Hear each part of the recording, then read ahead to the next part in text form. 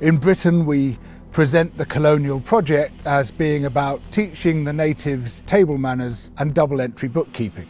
In India, the British manufactured a famine in the 1870s. Out of nothing. There were food surpluses, massive amounts of food. But the governor, Lord Lytton, insisted that this food be exported wholesale to Britain.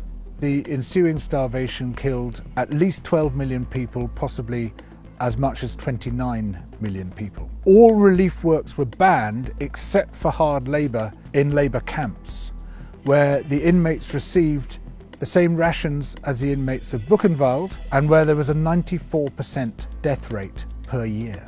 This was all done in the name of liberal free market capitalism. Of course, the British did something similar in Ireland.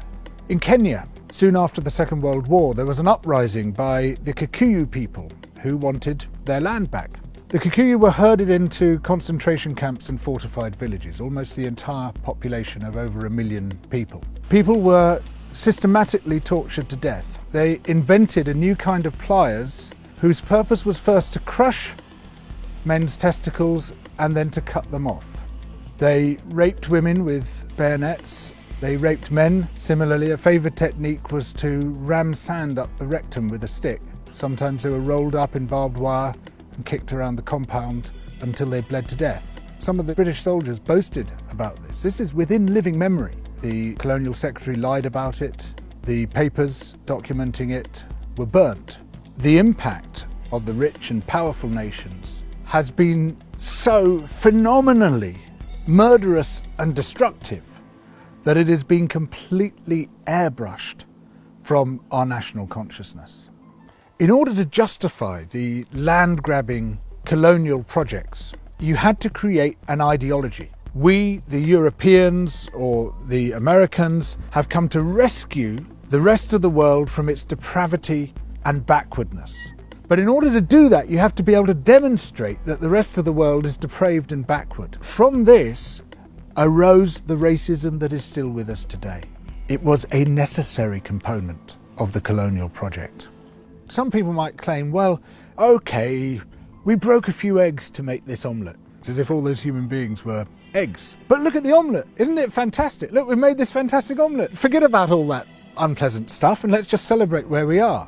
Where we are is a continuation of the project. We commodified people's land and people's labour and turned it into our property. We're also destroying the rest of the living world alongside it. We don't have to be like this. We are the same human beings as anybody else. We're all part of the same big human family. We just have to recognise that, accept that. And of course, within Western countries, there are plenty of brilliant people resisting colonisation, both internal colonisation within our own countries and external colonisation of other people's countries. These are the voices which must come to the fore, those who emphasise altruism and kindness and generosity and empathy for others, those who recognise that skin colour and any other difference of language, of religion, of background is completely irrelevant by comparison to what we share, which is our humanity.